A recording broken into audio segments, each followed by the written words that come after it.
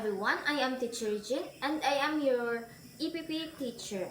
So, requesting everyone to please stand for our opening prayer. In the name of the Father, of the Son, and of the Holy Spirit. Amen. Good morning! How are you today? Yes! Great! Yes, fine! Good, that's good. Okay, before you take your seats, kindly pick up the pieces of paper under your chairs and arrange your chairs properly. Done? You may now take your seats. Let me check your attendance first. Okay, very good. All of you are present. So, who can recall our previous topic? Yes, very good. Our previous topic is all about how we take good care in ourselves. That's good. So I have prepared an activity for you to answer. So I will group you into two groups. This is the group 1 and the group 2. So here are the questions. This is the number 1. Number 2, 3, 4, and 5. So you're going to choose the name of each pictures on the. So what do you think those tools used for? Are those tools helpful in sewing our clothes? So sewing tools and materials are instruments that aid in accomplishing a sewing task. It can be manipulated by hands and it can be classified as measuring, cutting, and sewing.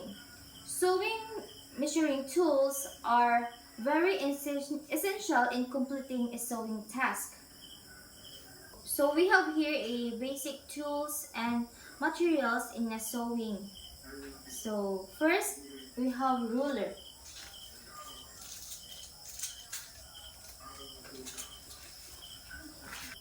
So a ruler measure short sizes and connect straight lines. So basically ruler straight, so connect straight lines.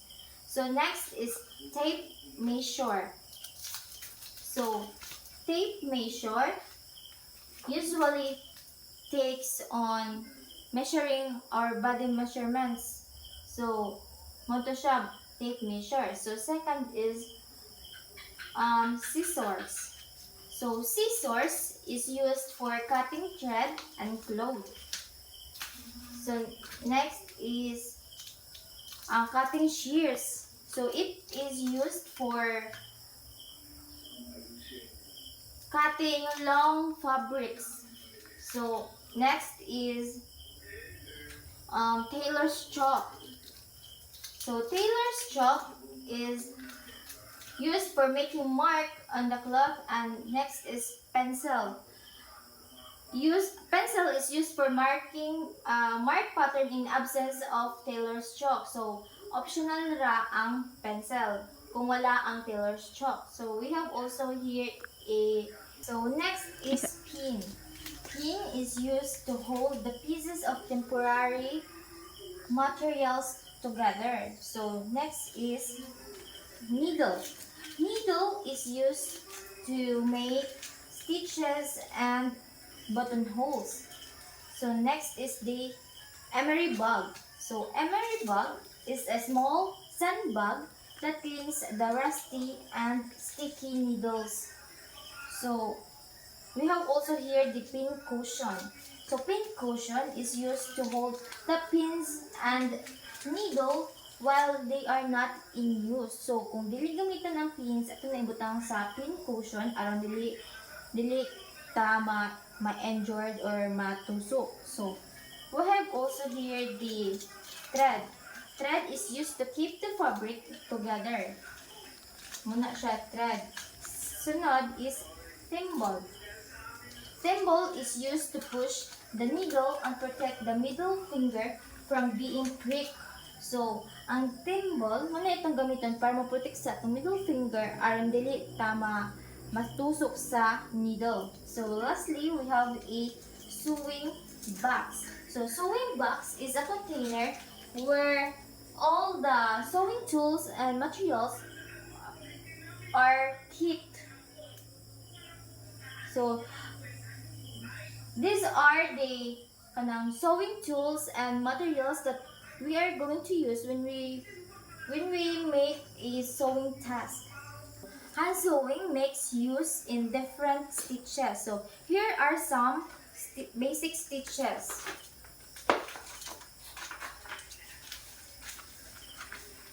So here are the 4 basic stitches. First is the basting stitch. Basting stitch is a temporary means of holding 2 or more fabric together before defensively sewn. So basting stitch is usually i-apply kung dili pa finalize ang ato ang pagtahi, temporary pa. So second is the hemming stitch, used to hold the unfinished edge of the folded cloth.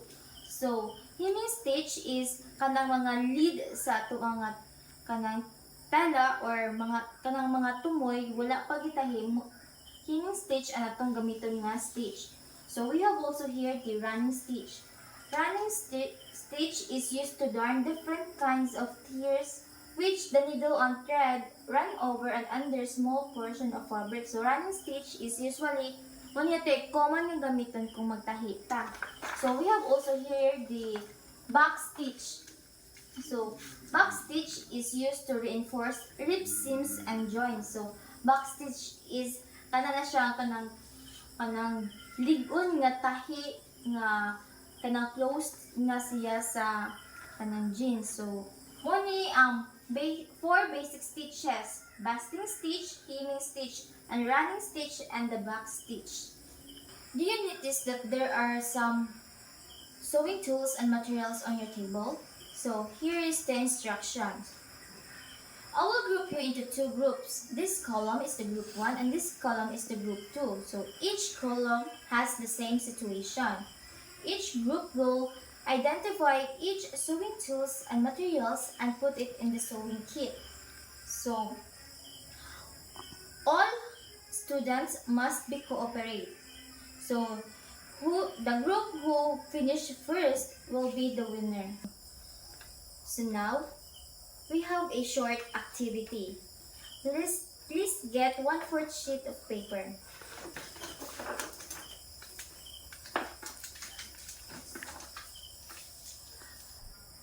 Go. So for the instruction, choose the correct letter of your correct answer.